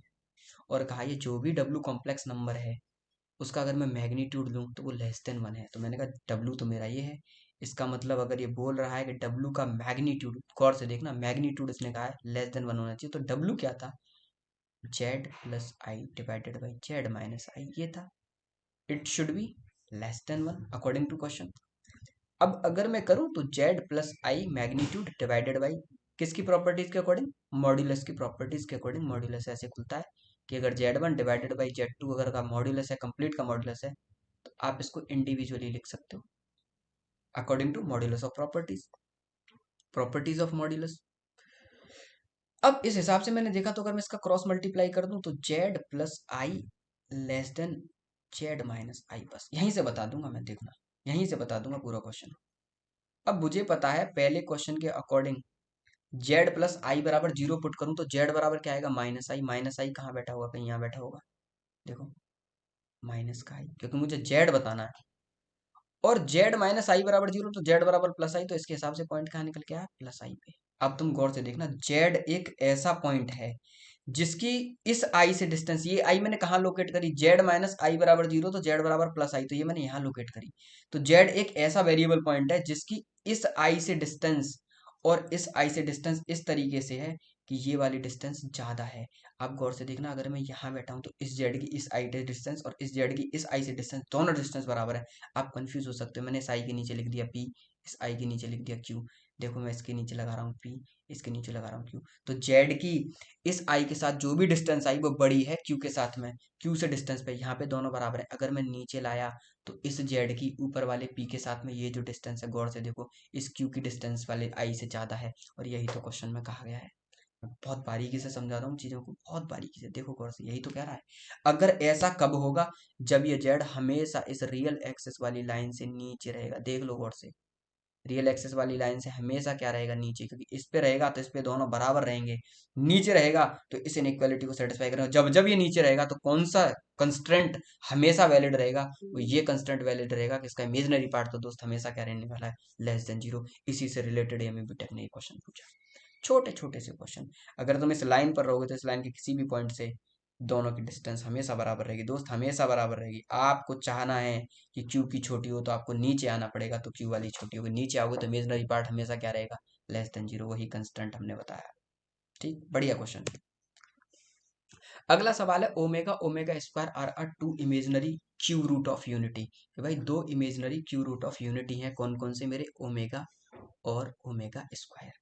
अब मैं आपको बताऊं, क्यू रूट ऑफ यूनिटी तीन होते हैं, वन ओमेगा ओमेगा स्क्वायर। यहाँ पे ओमेगा ओमेगा स्क्वायर को कहा गया two cube root of unity है। तो वो क्वाड्रेटिक इक्वेशन फॉर्म करो, then I equation whose root are a omega की पावर 317, और यहाँ पे एक ए भी है, क्वेश्चन में मिस प्रिंटिंग है, ए ओमेगा की पावर 382। इन दोनों रूटों से बनने वाली क्वाड्रेटिक इक्वेशन इनमें से कौन सी है, उसे फॉर्म करो। मैंने कहा पहले आपको थोड़ा सा क्यू रूट ऑफ यूनिटी का आइडिया होना चाहिए। क्यू रूट ऑफ यूनिटी, अब क्यू रूट ऑफ यूनिटी का कितना आइडिया होना चाहिए, देखो ये है तीनों के तीनों क्यू रूट ऑफ यूनिटी। ये क्या है, तीनों के तीनों क्यू रूट ऑफ यूनिटी। थोड़ा अच्छे से लिख लो, क्यूब रूट्स ऑफ यूनिटी कौन कौन से होते हैं, वन ओमेगा ओमेगा स्क्वायर। अब कुछ प्रॉपर्टीज होती हैं क्यू रूट ऑफ यूनिटी की, कि अगर मैं इन तीनों का सम करूं दोस्त तो वो हमेशा 0 आता है, और ओमेगा की वैल्यू क्यू की वैल्यू क्या होती है, 1। ये दो प्रॉपर्टीज दोस्त होल्ड करती हैं इसकी, इन दोनों को याद रखना, इन दोनों को याद रखना, बस ये दो ही याद है ना, क्वेश्चन लग जाएगा, तीसरी की जरूरत नहीं है। अब मुझसे कहा वो क्वाड्रेटिक फॉर्म करो जिसका एक रूट है, एक रूट। अब दो रूट अगर मुझे पता हो किसी क्वाड्रेटिक का, तो इक्वेशन कैसे फॉर्म होती है, X square minus sum of root. Sum क्या है, ए ओमेगा की पावर 317 प्लस का ए ओमेगा की power 382 X, plus multiplication of root, तो मल्टीप्लाई ए ओमेगा की पावर 317 इंटू ए ओमेगा की पावर 382 बराबर 0। अब आप गौर से देखो यार, ये इतनी बड़ी बड़ी पावर चढ़ा के रख दी, कोई मतलब नहीं है। मुझे पता है ओमेगा की पावर 3 की वैल्यू क्या होती है, 1, तो 3 का मल्टीपल ढूंढ लो। एक एक करके डिवाइड करता हूँ दोनों में, देखना 317, 3 से डिवाइड करिए, 3 × 1 = 3, कुछ नहीं बचा, 1 बचा, 0 7 आया, 3 × 5 = 15, कितना बचा, 2। मतलब ये जो 317 लिखा हुआ है, आप इसको डायरेक्ट क्या लिख सकते हो दोस्त, ओमेगा स्क्वायर। जो रिमाइंडर बचता है 3 से डिवाइड देने के बाद उतना ही बचेगा, बाकी तो सब 1 हो गए, मल्टीप्लाई हो गए। ऐसे ही अगर आप 382 में भी दोस्त अगर डिवाइड दोगे किससे, 3 से, तो 3 बन जा 3, 8 बचा, कितना बचा दोस्त, 8 बचा। देख लेना गौर से, 382 ही है 8। एक सेकंड चार्जिंग पे भी लगा लेते हैं इसे। अब अगर मैंने 2 से डिवाइड दिया तो 3 × 2 = 6, बचा क्या 2, 3 × 7 = 21, बचा क्या दोस्त 1। तो इसका मतलब ये जो 382 है, रिमाइंडर में कितना दे रहा है, बच के 3 से डिवाइड करने पे 1, तो ये क्या है 1। इसको 1 कर लो। ये क्या है दोस्त, ओमेगा स्क्वायर, और वो क्या है ओमेगा, तो यहाँ पे लिख लो ओमेगा स्क्वायर इंटू ओमेगा। अब क्या मैं इसे बता नहीं सकता, एक्स स्क्वायर माइनस, अगर मैं ए कॉमन ले लूँ तो ए एक्स बाहर आ गया, अंदर क्या बचा omega plus omega square, x बाहर है प्लस का, ए का मल्टीप्लाई ए स्क्वायर ओमेगा का मल्टीप्लाई ओमेगा की पावर क्यूब, इसकी वैल्यू क्या होगी 1। ओमेगा प्लस ओमेगा स्क्वायर की वैल्यू क्या होगी, -1, तो -1 का बाहर मल्टीप्लाई करूंगा +1, तो ए एक्स। अब मैं 2 बार एक्स क्यों लिख दे रहा हूँ इसे गलती से, ए एक्स, और ये क्या है दोस्त, ए स्क्वायर बराबर 0। ये क्वाड्रेटिक आपकी क्या हो गई दोस्त, फॉर्म हो गई। कैसे, छोटी छोटी प्रॉपर्टीज लगा के। ओमेगा की कितनी भी पावर करे, हमें पता है ओमेगा की वैल्यू क्यूब की वैल्यू कितनी होती है दोस्त, तो 1। उस हिसाब से मैं क्वेश्चंस को क्या करूंगा, अपने को करूंगा, प्रोसेस में लाऊंगा। ठीक, ये आपकी इक्वेशन होगी, आप इक्वेशन चेक कर लो, ऑप्शन नंबर ए। एक एक लाइन वाले सवाल। अब देखो, मैंने अभी भी कहा था, पहले बहुत सारे कॉम्प्लेक्स नंबर का मल्टीप्लाई करके कहा, अब बहुत सारे कॉम्प्लेक्स नंबर पर समेशन ठोक दिया। इतना आसान आसान वैरायटी पूछता, पर ये आसान नहीं होती दोस्त, इनको करने के लिए आपके मैथमेटिकल स्किल्स बहुत अच्छे होने चाहिए।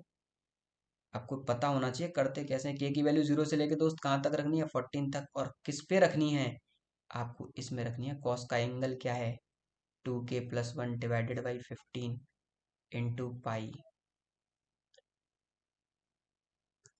Into pi, plus I into sine, फिर again bracket 2k+1 divided by 15 into pi. ये है। अब इसमें के की वैल्यू मुझे एक एक करके बेटा पुट करनी है। के की वैल्यू 0 रखनी है, के की वैल्यू 1, के की वैल्यू 2, के की वैल्यू 3। हर बार मैं रखता जाऊंगा, समेशन लगाता जाऊंगा। के की वैल्यू 0 रखूंगा दोनों में, प्लस एक ब्रैकेट, प्लस फिर समेशन लगाऊंगा दूसरा ब्रैकेट, प्लस फिर समेशन लगाऊंगा तीसरा। तो आप देख रहे हो हर बार सम सम लग रहा है। तो क्यों ना मैं सारे रियल रियल पार्ट को एक तरफ कर दूं समेशन के, और इमेजनरी इमेजनरी पार्ट को एक तरफ कर दूं। जब मैं रियल रियल पार्ट को एक तरफ करूंगा तो गौर से देखना, के की वैल्यू अगर मैं इसमें 0 रखता हूँ तो मुझे मिलता है 2 पाई by 15 cos 2 pi by 15, plus का आई साइन 2 पाई बाई 15। सही है, प्लस समेसन लगाऊंगा, फिर के की वैल्यू 1 रखूंगा। मैं कर ही दे रहा हूँ इस स्टेप को, फिर 1 रखा मैंने, तो ये हो गया 3 पाई बाई 15, प्लस का, जब मैंने के की वैल्यू 0 रखी तो आया, सॉरी, के की वैल्यू जब 0 रखी, ओ हो, माइन्यूट मिस्टेक, के की वैल्यू 0 रखी तो आया पाई बाई 15, क्योंकि 2 इंटू 0 पाई बाई 15। अब 1 रखी तो 3 pi by 15 into I sine 3 pi by 15, plus का, अगर मैंने 2 रखी तो कॉस 5 पाई बाई 15, प्लस का आई साइन 5 पाई बाई 15।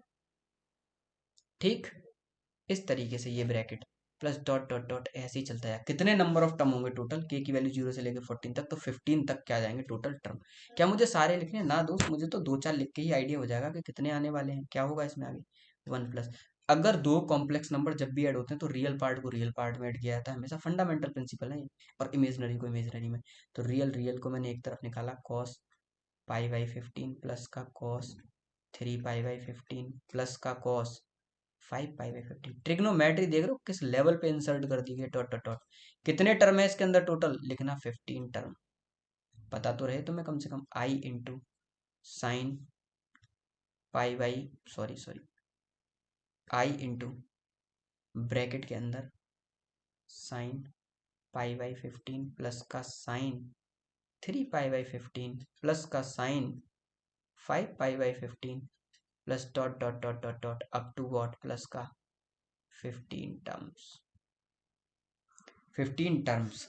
अब देखना, ये जो गौर से बना है ये तो कॉस के सम की सीरीज है, ये जो बना है साइन के सम की सीरीज है। कैसे लिखते थे हम इनको, ऐसे ही तो लिखते थे सम की सीरीज में, cos alpha plus beta, plus का cos alpha plus 2 beta, plus का cos alpha plus 3 beta, plus का cos alpha plus 4 beta, plus dot dot dot dot dot dot cos alpha plus n-1 into beta.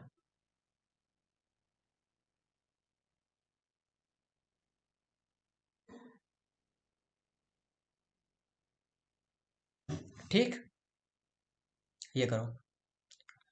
अब इस series का answer दोस्त हम लोग बहुत अच्छे तरीके से जानते हैं, कॉस के समेशन की सीरीज है, इसमें टोटल एन टर्म है, क्योंकि बीटा कहाँ से स्टार्ट हुआ था, दूसरे टर्म से। तो एन टर्म्स के लिए मैंने बीटा को पहले ही n-1 लिख दिया। इसके अंदर टोटल नंबर ऑफ टर्म कितने हैं, एन।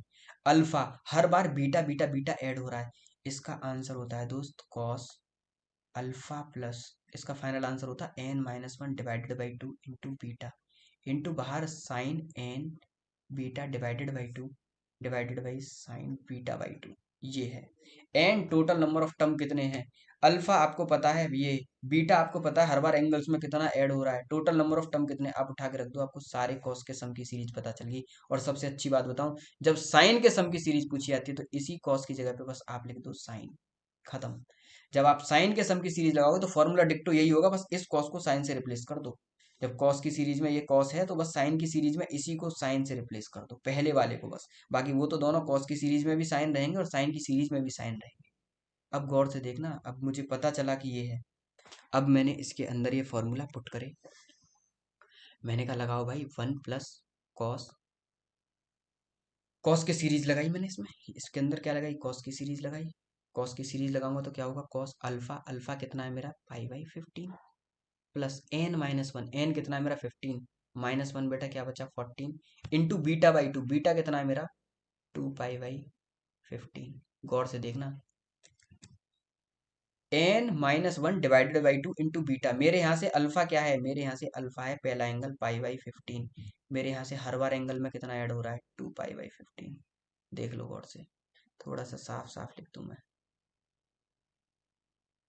बीटा की वैल्यू क्या है 2 पाई/15, है कि नहीं। टोटल नंबर ऑफ टर्म कितने 15, सब पता है। ऐसा ही सेम सिनेरियोस के लिए अल्फा की वैल्यू पाई/15, बीटा की वैल्यू 2 पाई/15, टोटल नंबर ऑफ टर्म कितने हैं बेटा 15। लगाओ इस फॉर्मूले में, जब इस फॉर्मूले में लगाऊंगा दोस्त तो मुझे पता है N minus one divided by two into beta आ गया, इंटू साइन एन, एन की वैल्यू कितनी है 15 इंटू बीटा/2, बीटा कितना है 2 पाई/15। मैंने क्वेश्चन ना बस दोस्त इतना ही देखा, इतने देखते ही एक समझदार बच्चे को समझ में आ गया कि इस क्वेश्चन में कुछ नहीं था, दुनिया भर के फॉर्मूले लगवाए इसने। साइन बीटा/2, बीटा क्या 2 पाई/15, क्यों, मैंने देखा यार 15 से 15 कट गए तो साइन हो गया 2 पाई, और साइन पाई का मल्टीपल तो हमेशा जीरो देता है, इसका मतलब इसमें मैं जीरो से मल्टीप्लाई कर रहा हूँ तो ये तो यार पूरा टर्म जीरो हो जाएगा।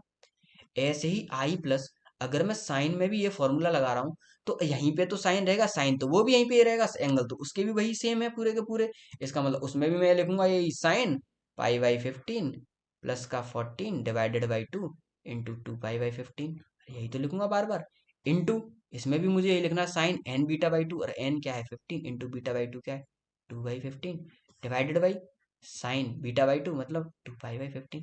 मैंने फिर देखा 15 से 15 कट गया, साइन 2 पाई, साइन 2 पाई की वैल्यू जीरो, ये जीरो, मैंने देखा यार ये भी जीरो दे रहा है, ये भी जीरो दे दे, तो ये आ गया 1 प्लस कॉस जीरो प्लस का आई साइन जीरो। देखो गौर से, 1 प्लस कॉस जीरो, अरे कॉस जीरो हो गया ना, है ना, ऐसे ही तो सोच रहे हो कॉस जीरो, सबसे बड़ी मिस्टेक। अरे दोस्त ये कुछ और है, कॉस के एंगल में ये कुछ और है, ये तो ये हो गया cos something something into zero. आप यहाँ पे क्या लिखोगे, ऐसे मत करने लग जाना, cos something something into zero plus का I sine something something into zero, zero का मल्टीप्लाई करोगे सब जीरो हो जाएगा, तो 1 प्लस जीरो, फाइनल आंसर 1।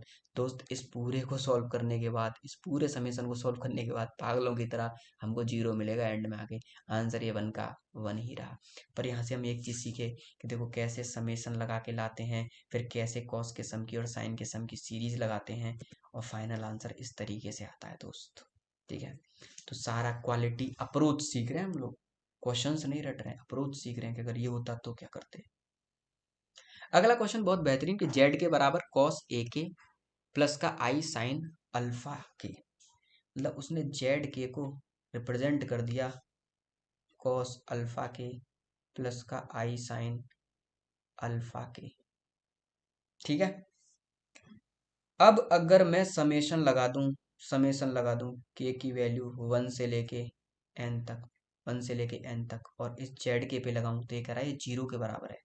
तो जेड के एक्चुअल में क्या है, जेड के को रखो, जेड के है मेरा कॉस अल्फा के प्लस का आई साइन अल्फा के, इस पे मैं क्या लगा रहा हूँ, इस पे लगा रहा हूँ मैं समेशन के बराबर 1 से लेके एन तक, और आंसर क्या दे रहा है जीरो। दो नंबर पर समेशन लगाते हैं, अगर प्लस का साइन लग रहा है तो इंडिविजुअल इंडिविजुअल कर सकते हो आप। समेशन ऑफ के बराबर 1 से लेके एन तक आप लिखो कॉस अल्फा के प्लस का आई, बाहर रखो साइन, के बराबर 1 से लेके एन तक साइन अल्फा के, ये बराबर दे रखा है जीरो। अगर कोई कॉम्प्लेक्स नंबर बराबर जीरो है इसका मतलब उसका रियल पार्ट भी जीरो है, इसका मतलब उसका इमेजिनरी पार्ट भी जीरो है, दोनों के दोनों पार्ट बेटा उसके क्या है जीरो है। आपको पता होना चाहिए, अगर कोई भी कॉम्प्लेक्स नंबर जीरो है इसका मतलब उसका रियल भी जीरो है, इमेजिनरी भी जीरो है। इसका मतलब मैं एक चीज तो यहाँ से कंफर्मली बोल सकता हूँ, के बराबर 1 से लेके एन तक कॉस अल्फा के की वैल्यू क्या होने वाली है जीरो, और के बराबर 1 से लेके एन तक साइन अल्फा के की भी वैल्यू क्या होने वाली है जीरो। ये मुझे इतनी इन्फॉर्मेशन से मिला। अब मुझे इतनी इन्फॉर्मेशन देने के बाद उसने मुझसे कहा कि समेशन लगाओ दोबारा भाई, के बराबर 1 से लेके एन तक, अब की बार आपको जेड के की पावर -1 की वैल्यू बतानी है। तो मैंने कहा यार जेड के क्या है, पहले इसे लिख लो, के बराबर 1 से लेके एन तक, तुमने कहा भैया जेड के है कॉस अल्फा के प्लस का आई साइन अल्फा के की पावर कितना -1। अगर आप लोगों ने डी मॉर्गन थ्योरम पढ़ी हो तो cos theta plus I sine theta के ऊपर जो भी कुछ होता है वो एंगल में मल्टीप्लाई हो जाता है, तो एंगल में मल्टीप्लाई करो। समेशन ऑफ के बराबर 1 से लेके n तक, ये हो गया कॉस माइनस का अल्फा के प्लस का आई साइन माइनस का अल्फा के। ठीक है, चलो दोस्त आगे बढ़ते हैं। समेशन समेशन के बराबर 1 से लेके n तक, एक एक करके। अभी मैं इसको लिख रहा हूँ cos minus theta, cos theta ही होता है, कोई फर्क नहीं पड़ता। Sine minus theta minus sine theta, तो इसको लिखेंगे माइनस का साइन अल्फा के। अब समेशन को इंडिविजुअल इंडिविजुअल ब्रेक कर दो। आई बराबर 1 से लेके n तक मैं लिख सकता हूँ कॉस अल्फा के माइनस का आई समेशन के बराबर 1 से लेके n तक आप लिखोगे साइन अल्फा के। अभी अभी मैंने पीछे बताया ये भी क्या था, पहले की गिवन इन्फॉर्मेशन के अकॉर्डिंग ये भी जीरो था और ये भी जीरो था, तो ये होगा जीरो माइनस आई जीरो। फाइनल आंसर बेटा अब भी आपका क्या है, जीरो। फाइनल आंसर अब भी क्या है, जीरो। जीरो माइनस आई जीरो ही तो है जीरो, कोई जीरो को ही तो कैसे रिप्रेजेंट करते हैं, जीरो माइनस या प्लस आई जीरो, जैसे भी करना चाहो वैसे। फाइनल आंसर क्या है दोस्त, जीरो। सुपर। अभी अभी बताया था मैंने, बहुत सारे कॉम्प्लेक्स नंबर को दे देता है इस पोलर फॉर्म में और मल्टीप्लाई कराता रहता है। cos theta sin theta cos theta sin theta का सबका मल्टीप्लाई n टर्म्स का मल्टीप्लाई करके pn बनाया, फिर देखो pn पे n टेंडिंग टू इन्फिनिटी लगाया। 2006 में, जो 2001 में पूछा उठा के फिर दोबारा कब पूछ दिया, 2006 में पूछ दिया। क्या मेरी बात क्लियर है आप लोगों को? देखो अब k की वैल्यू 1 रखो, x1 की वैल्यू क्या आ जाएगी, cos माइनस है 3 अपॉन सॉरी पाई बाई 3। जब मैं k की वैल्यू 1 रख रहा हूँ, पाई बाई 3 प्लस का आई साइन पाई बाई 3। वही अगली बार x की वैल्यू 2 2, तो ये क्या हो गया, cos pi by 3 square I sine pi by 3 square, है कि नहीं। Next x3 cos pi by 3 की power 3 I sine pi by 3 की पावर 3। ऐसे ही dot dot dot dot dot dot आपको x की पावर n तक जाना है, कॉस n टर्म्स तक जाना है, x अपॉन 3 की पावर n प्लस का आई साइन पाई बाई 3 की पावर n। अरे मुझे तो एन टर्म में इंटरेस्टेड, अगर मैं सबका मल्टीप्लाई करूंगा तो मैंने मल्टीप्लाई में क्या ऐड हो जाते हैं दोस्त, एंगल्स ऐड हो जाते हैं। केवल क्या ऐड होते हैं, एंगल्स। तो इसी को लिखने का तरीका मेरा ये हो जाएगा, cos pi by 3 plus pi by 3 square plus का पाई बाई 3 की power 3 plus dot dot dot up to N terms I sine, ऐसी साइन में ऐड हो जाएंगे pi by 3 plus pi by 3 square दोस्त, पाई बाई 3 स्क्वायर प्लस का pi by 3 की power 3 plus dot dot dot up to N terms. आप गौर से देखो, क्यों ना मैं इसको सेपरेट निकाल के रख लूँ, दोनों में एक से ऐसा ही हो रहा है, क्या बना रहा है जीपी, तो मैंने इसको निकाला सेपरेट। मैंने पाई बाई 3 कॉमन लिया, तो अंदर क्या बचा, 1 प्लस 1/3 प्लस का 1/3 square plus dot dot dot dot N terms तक जाएगा। और मैंने इसको दोस्त थोड़ा सा सॉल्व किया, पाई बाई 3 मैंने कहा ये तो जीपी बना रहा है। जीपी क्या होता है, ए 1 माइनस आर की पावर 1/3 की पावर एन, 1/3 की power N minus 1 minus R, 1 minus 1/3। आगे बढ़ो, पाई बाई 3 1 माइनस 1/3 की पावर एन डिवाइडेड बाई नीचे क्या बचा, 2/3, ऊपर जाएगा 3/2 हो जाएगा। आप इसको थोड़ा सा और सॉल्व करो तो ये हो गया पाई by 3 into pi by 3 into 3/2, और ब्रैकेट के अंदर क्या है, 1 माइनस 1/3 की पावर एन। आप लोग गौर से देखो 3 से 3 कट गया, केवल इसी को सॉल्व कर रहा हूँ अंदर वाले को, पाई बाई 2 इंटू 1 माइनस 1/3 की पावर एन। देखो ये निकल के आया।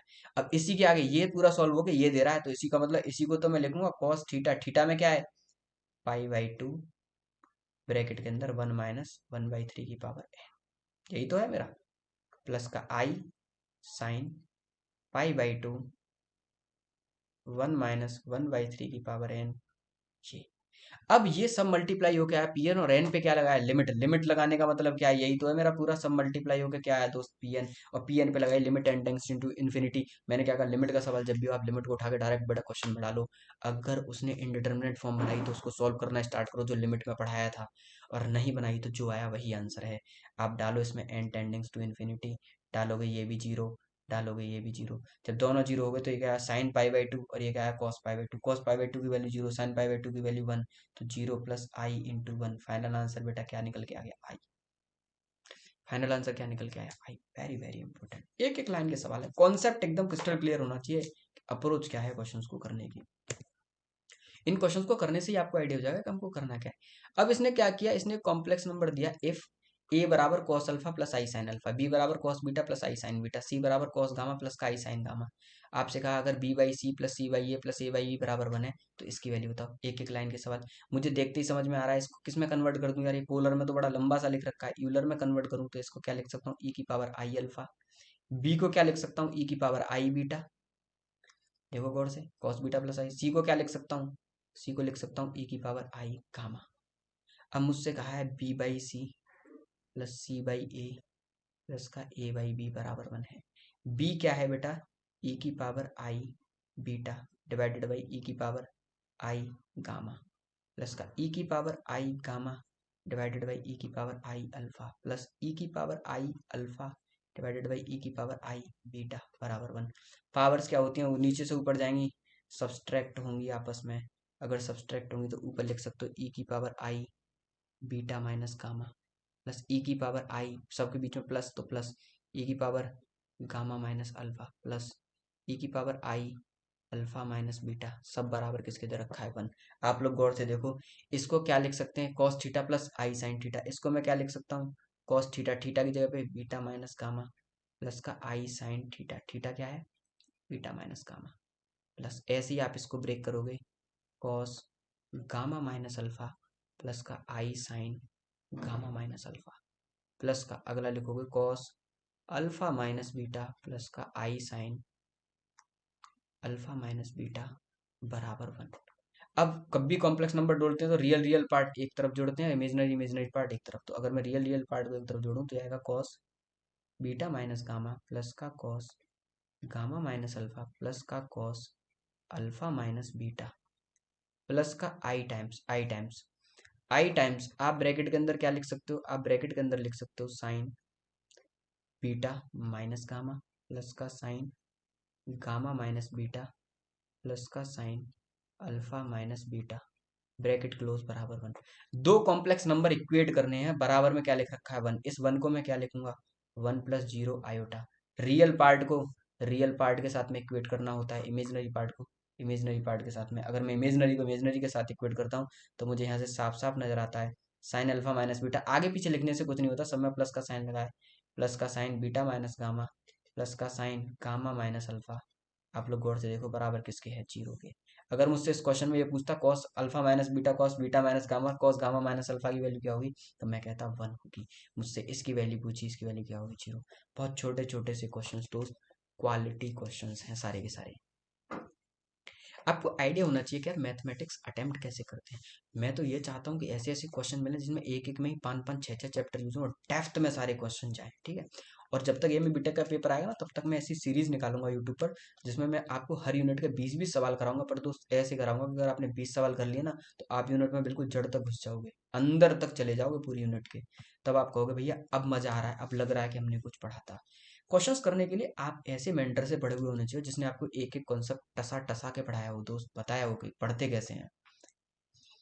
बहुत बेहतरीन। Again omega is a cube root of unity, अभी अभी बताया क्यू रूट ऑफ यूनिटी है तो हमेशा याद रखना 1 प्लस ओमेगा स्क्वायर बराबर 0 और ओमेगा क्यू की वैल्यू क्या होती है दोस्त 1, खत्म।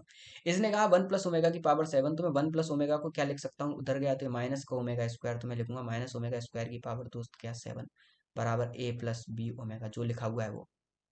मुझसे कहा ए और बी की वैल्यू बता दो। अब माइनस ओमेगा की पावर 7 को मैं क्या लिख सकता हूँ, माइनस ओमेगा की पावर 14 बराबर क्या है ए प्लस बी ओमेगा।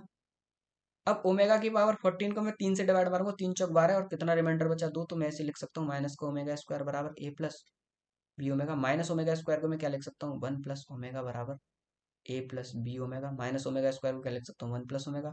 अब मैं यहाँ से इक्वेट करूँ तो ए की वैल्यू 1 और बी की वैल्यू भी 1, ए की वैल्यू 1 और बी की, अगर ओमेगा के रेस्पेक्ट में इक्वेट करो तो ओमेगा के आगे का कोफिशिएंट 1 और इसके आगे का कोफिशिएंट बी, तो बी की वैल्यू होगी 1। यहाँ पे ये कांस्टेंट है, यहाँ पे ये भी कांस्टेंट है, ए की वैल्यू क्या होगी 1, तो ए बराबर 1 और बी बराबर 1, ऑप्शन नंबर बी। आराम से आप ऐसे क्वेश्चंस को क्या कर सकते हो दोस्त, हैंडल कर सकते हो। आपसे कहा for any complex number Z and its conjugate Z bar है, then the number of root of equation, very very important. आप में से बहुत से ऐसे बच्चों को देना तो ये भी पता नहीं होगा इस क्वेश्चन की स्टार्टिंग कैसे करते हैं। मैंने अपने बच्चे से कहा था जब भी कुछ भी कॉम्प्लेक्स नंबर में समझ में ना आए, आप कॉम्प्लेक्स नंबर को यहाँ से स्टार्ट करो, एक्स बराबर आई वाई। जब कुछ भी समझ में ना आए, आप जेड बराबर एक्स प्लस आई वाई मान के सॉल्यूशन स्टार्ट कर दो, आप कहीं ना कहीं तक पहुंच जाओगे। पर याद रखना उस क्वेश्चन में कहीं पर भी आर्ग्यूमेंट नाम की चीज ना हो, क्योंकि अगर आर्ग्यूमेंट होती है फिर मैं भैया पोलर और यूलर से स्टार्ट करता हूँ। फिर मैं जेड बराबर एक्स प्लस आई वाई से नहीं करता, फिर पोलर और यूलर का यूज करता हूँ और सोचता हूँ किसका यूज करूँ, आंसर आ जाए, आसान आ जाए, समझ रहे हो, आसानी से निकल आए। ये अप्रोच रहती है क्वेश्चंस को करने की। मुझसे कहा जेड स्क्वायर प्लस का जेड बार बराबर है जीरो के। तो मैंने कहा जेड क्या है मेरा एक्स प्लस आई वाई, तो इसका स्क्वायर। तो जेड बार क्या होगा एक्स माइनस आई वाई बराबर जीरो। अब मैं इसका स्क्वायर खोलूंगा तो क्या होगा एक्स स्क्वायर प्लस का I square Y square plus का two X Y I plus का एक्स माइनस का आई वाई बराबर जीरो। अब आई स्क्वायर की वैल्यू होती है -1, तो ये हो गया X square minus Y square और प्लस एक्स, ये रियल रियल पार्ट हो गया। प्लस का आई कॉमन लिया तो two X Y minus Y बराबर जीरो, बराबर जीरो है। दो कॉम्प्लेक्स नंबर बराबर जीरो है, इसका मतलब ये भी जीरो है और ये भी जीरो है, रियल पार्ट भी जीरो और इमेजिनरी पार्ट। तो X minus Y square plus X बराबर ये भी जीरो है और two X Y minus Y बराबर भी जीरो। अगर मैंने वाई कॉमन लिया दोस्तों गौर से देखो, टू एक्स माइनस वन बराबर जीरो है। यहाँ से मुझे वाई बराबर जीरो मिला और एक्स बराबर वन बाई टू मिला। अब गौर से देखना, वाई बराबर जीरो उठा के मैंने इस इक्वेशन में डाला, क्योंकि मुझे तो प्रॉपर सॉल्यूशन चाहिए ना, तो मैं तो एक एक इक्वेशन को सेटिस्फाई कराऊंगा, सबको सेटिस्फाई कराऊंगा, तभी तो मामला बनेगा। वाई बराबर जीरो उठा के मैंने इसके अंदर डाला, किसके अंदर, वाई बराबर जीरो मैंने पकड़ा और किसके अंदर डाला, X square minus Y plus X बराबर जीरो। जब मैंने इसके अंदर वाई बराबर जीरो डाला तो मुझे मिला एक्स स्क्वायर प्लस एक्स बराबर जीरो। यहाँ से मैंने एक्स कॉमन लिया तो मुझे एक्स प्लस वन बराबर जीरो। यहाँ से मुझे एक्स की दो वैल्यू मिली, जीरो माइनस वन। मतलब जब वाई बराबर जीरो था तो मुझे एक्स की दो वैल्यू मिली, इसका मतलब दो कॉम्प्लेक्स नंबर बने, एक जीरो प्लस जीरो वाई बना, एक बना बेटा minus one plus zero Y. X की वैल्यू जीरो थी तब वाई जीरो था, तब एक्स भी जीरो था, जब वाई जीरो था तो एक्स माइनस वन था। तो दोनों मैंने नंबर बना लिए। इससे दो सॉल्यूशन निकले। दूसरा, जब एक्स की वैल्यू कितनी थी दोस्त उस क्वेश्चन से, वन बाई टू, तो एक्स की वैल्यू वन बाई टू को उठा के इसमें डालो। अब चेक करो, एक्स की वैल्यू वन बाई टू को उठा के किसके अंदर डालो, X square minus Y square plus X बराबर जीरो। एक्स की वैल्यू वन बाई टू डालो, one by four minus Y square plus one by two बराबर जीरो। तो ये क्या हो गया, थ्री बाई फोर बराबर वाई स्क्वायर। तो वाई की वैल्यू क्या आ गई, रूट में three by two plus minus.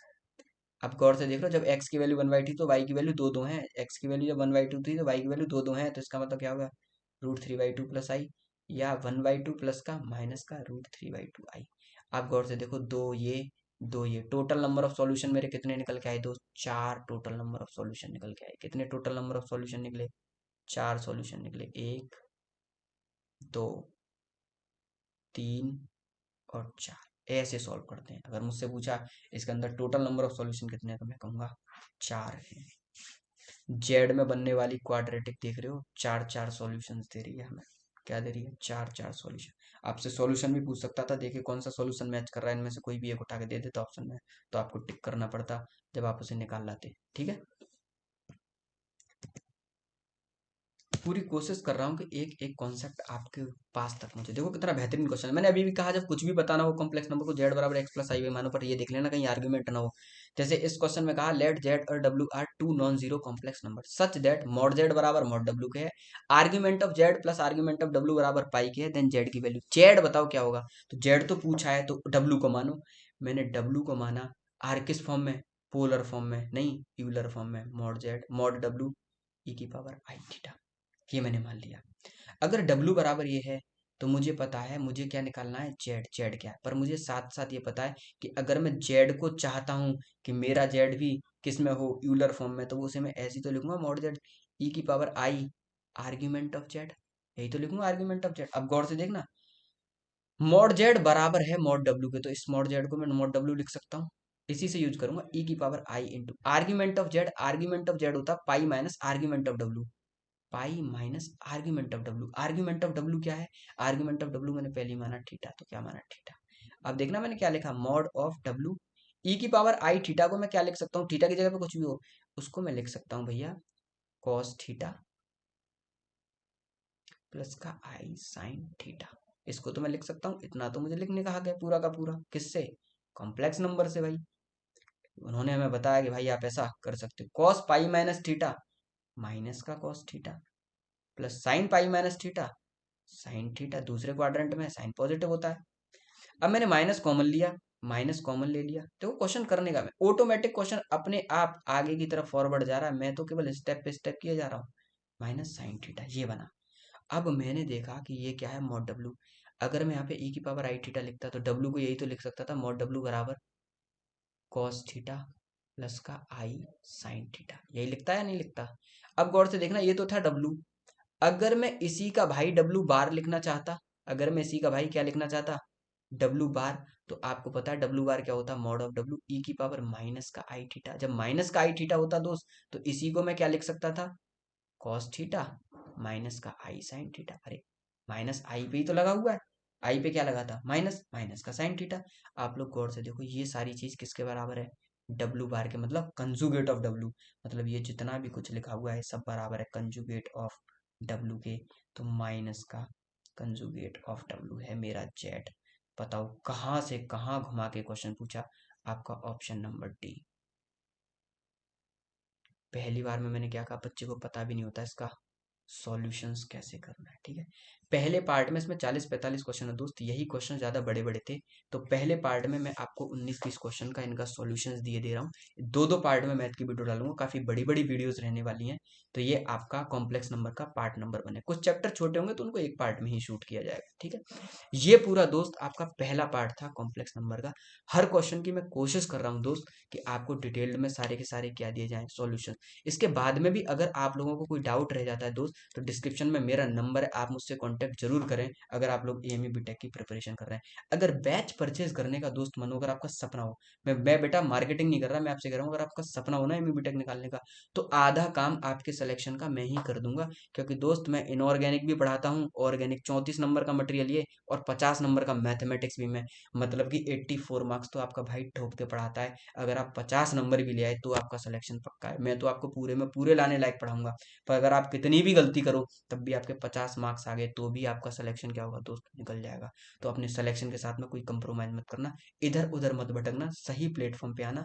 और पीवाई क्यूज की तलाश हो कि भैया मुझे पीवाई क्यूज लगाने हैं, तो डिस्क्रिप्शन में लिंक है, आप पीवाई क्यूज को भी परचेज कर सकते हो, ठीक है दोस्त। अगली वीडियो में मिलते हैं, तब तक के लिए जय हिंद, जय भारत।